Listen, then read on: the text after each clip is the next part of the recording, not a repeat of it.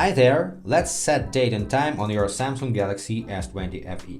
To do this, let's go to settings first and scroll down until we see the general management menu. Here, let's tap on this menu and then tap on the date and time item. To set the date and time by yourself, first you have to disable automatic date and time synchronization so that your phone will not get the time and date from your network. Then you can tap on set date and pick any date from the calendar, for example next month, or you can tap on the month and year and change the year to the far future and tap down to save. Same way you can set the time by yourself and tap down.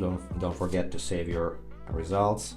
Also, you can disable the automatic time zone feature and set your time zone by yourself, but let's keep it on. And let's see one more setting, set time zone based on location, because sometimes the network provides the wrong time zone and it helps you to stay up to date, up to time.